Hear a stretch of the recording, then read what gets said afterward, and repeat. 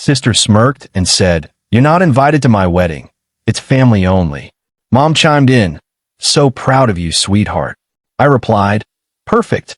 Then I'll just remove my name from the family account." They spent hours laughing about it together in the group chat. But by morning, their faces were pale. Mother begged. Sister cried. I always thought family was supposed to be a two-way street. You give, they give. But in mine, it was a damn one-lane highway, and I was the only one driving. My younger sister, Chelsea, had always known how to make herself the center of attention and how to make people pay for the show. She wasn't evil, just entitled. She floated through life like everyone owed her something. And for years, I played along. Covered her rent when she got fired from that dog grooming place. Paid off her credit card once because she'd forgotten it was still connected to an old Amazon Prime trial. Let her borrow my car for 3 months straight while I Ubered to work. And the worst part, she never said thank you. Not once. She just acted like it was normal, like I was supposed to pick up the slack because I had no kids, no husband, and her favorite line, no real responsibilities. But nothing made it clearer where I stood than what happened last weekend. We were at our parents' house for what was supposed to be a final planning meeting for her wedding. Chelsea was on the couch in leggings and Brian's hoodie, scrolling through Pinterest like she was choosing a yacht. She started rattling off honeymoon options. Bora Bora, Greece, some overwater villa in the Maldives, and casually mentioned that flights were going to be about $3,200. Then she looked at me. She didn't even ask directly. She just said, "Well, you already paid for the venue. What's a little more?" I laughed, not because it was funny, but because I couldn't believe she thought I was still on the hook for the circus. I told her I wasn't paying for the honeymoon. That was her and Brian's job, not mine. She didn't say anything for a second. Then she put her phone down, stood up, and with the fakest smile I've ever seen, said, "You're not invited to my wedding. It's family only." And just like that, Mom clapped. Literally clapped. "Proud of you, honey." I looked at both of them. No one flinched. No one laughed. They meant it. So I smiled right back and said, "Perfect. Then I'll pull my name off the family account." Chelsea's mouth twitched. Mom looked confused like I was bluffing, but I wasn't. I went home and immediately logged into the joint wedding account, the one I'd been filling for the past year. I left just enough for the vendors I personally hired and pulled the rest. I also texted Brian and told him I wouldn't be covering the rest of their rent for October or November. It was time to grow up. That night, they joked about it in the group chat. Chelsea sent a meme of a girl crying into a pile of receipts. Mom responded with a laughing emoji. Brian chimed in for once, writing, "Good riddance." I didn't respond. I just left the chat. But by morning it hit them. I woke up to 14 missed calls from Mom, 2 from Chelsea, 3 from Brian. Then came the text. Mom begged me to reconsider, said I was overreacting. Chelsea asked how I could do this to her right before the biggest day of her life. Brian, who's never once shown an ounce of backbone, called me selfish. Then Mom showed up at my door. She actually drove over at 7:30 in the morning. No makeup, pajama pants, slippers like it was some kind of emergency. Chelsea was in the car, face blotchy, hair wet like she cried herself into a shower and back out again. Mom asked what I was thinking, why I'd sabotage my own sister's wedding. I told her I didn't sabotage anything. I just stopped playing my part in a script they wrote without me. They looked like they didn't recognize me. I pulled into a yard that was already packed with cars and stepped out into what smelled like someone had been grilling hot dogs for 10 hours straight. There were folding chairs in the grass, some of them mismatched plastic tablecloths, a Bluetooth speaker on a card table.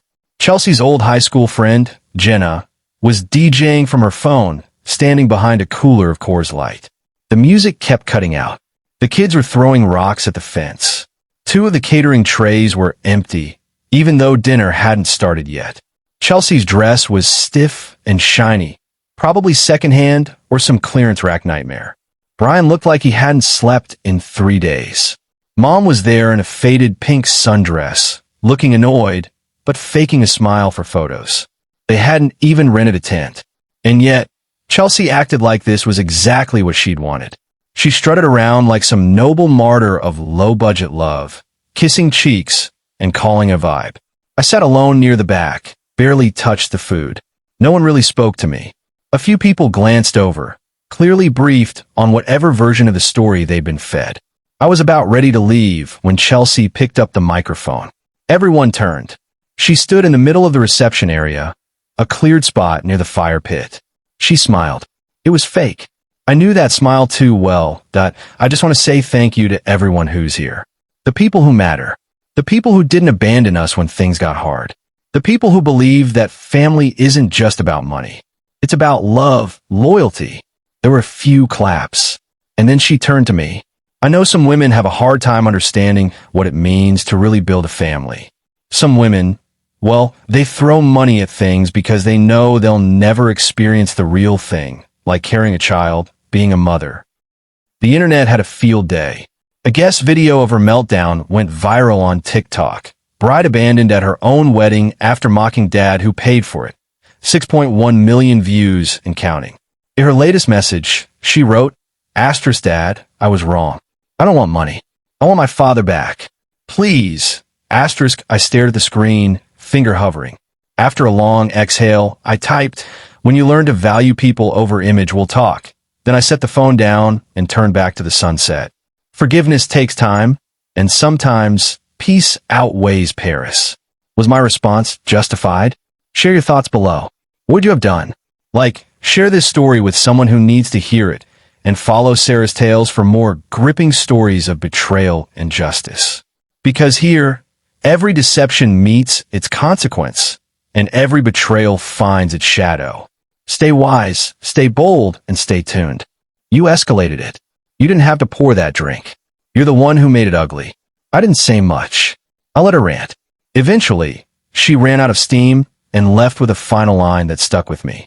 You just couldn't let her have her moment. The door slammed so hard the windows rattled. Later that day, Brian texted me for the first time in months. Said I crossed a line, that I was petty, vindictive, and jealous. Told me I owed Chelsea an apology. His exact words.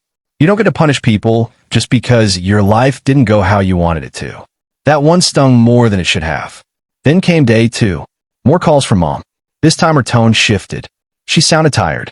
Said Chelsea hadn't eaten, hadn't left the bedroom, that she spent the entire day scrolling through texts and DMs from guests asking what was wrong with her. People had started backing out of their gift commitments. One even asked if they could get their deposit back from the honeymoon fund. I didn't say much, just asked if Chelsea had even acknowledged what she said to me. Mom went quiet, then said she was just emotional. She didn't mean it. And besides, she was right, wasn't she? I hung up, but something else started happening that afternoon. Guests began reaching out. Not one or two, a wave.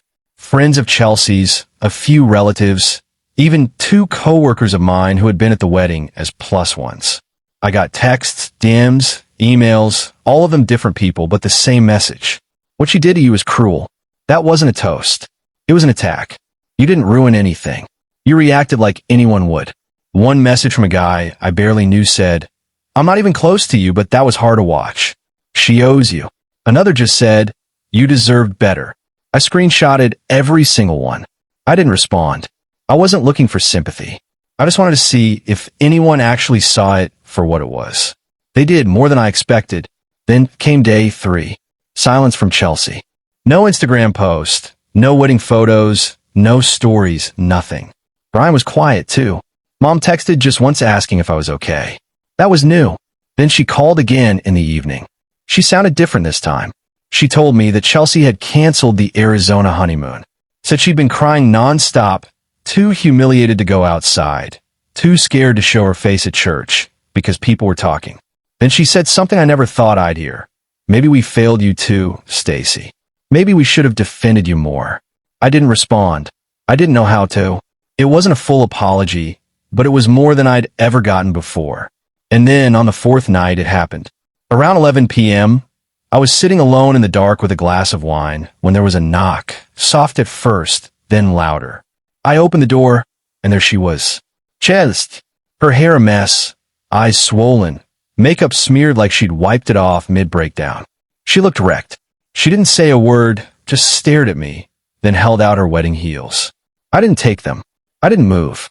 Then she dropped to her knees right there on the porch, clutching those white heels like an offering. Silent. Shaking. It wasn't a performance this time. It was real. Finally, she whispered, "I messed up. Her voice broke. She admitted Brian told her to say the infertility thing, that he said it would shut me up, make me back off after I pulled the wedding money. She handed me her phone. No password, just screenshots. His messages hit her where it hurts. Say something about her never having kids. Trust me, she'll shut down. My stomach turned. Chelsea said she wanted to delete them, but couldn't. I needed to see the truth. I let her in. She sat on the couch, small and broken, and confessed something else. She wasn't pregnant. She made it up to make the wedding feel special, and Brian played along. They never even talked seriously about kids. I asked her what she wanted now. She said, "I want my sister back." I told her forgiveness wasn't free, that it had to be earned, and that it started with honesty. Then she said she thought Brian was cheating. She'd found texts, late-night rides, a woman named Lenny. The wedding, the lies, all of it suddenly made sense. She wasn't chasing perfection. She was hiding from disaster. She broke down completely. And for the first time in years, I held her. That night, she stayed on my couch, curled under a blanket like when we were kids. Only this time, she wasn't hiding from a storm outside. It was her own life. By morning, she sat on my kitchen floor, knees to her chest, and said flatly, "I don't think I love him." Then she showed me more messages, proof Brian had been bragging about her money, saying he'd scored a fully funded wedding and was set for life. He didn't love her. He loved the image. That afternoon, she packed her things, left him, and checked into a hotel. No note, no goodbye. But this time, she kept me close. When Mom called, I told her Chelsea was safe and needed space. And for once, Mom listened. The next morning, Chelsea came over with fast food and said she wanted a plan, not cry. We saw a divorce lawyer together. She was calm, direct, honest. When the lawyer asked if she had support, she looked at me and said, "Not anymore, but I've got what matters now." Later, she asked me to go with her to Mom's to tell her everything. I agreed. That evening, Chelsea confessed everything. The fake pregnancy, the manipulation, Brian's betrayal. Mom cried, really cried, and for the first time, she apologized to both of us. As we left, Chelsea said, "I'm done pretending.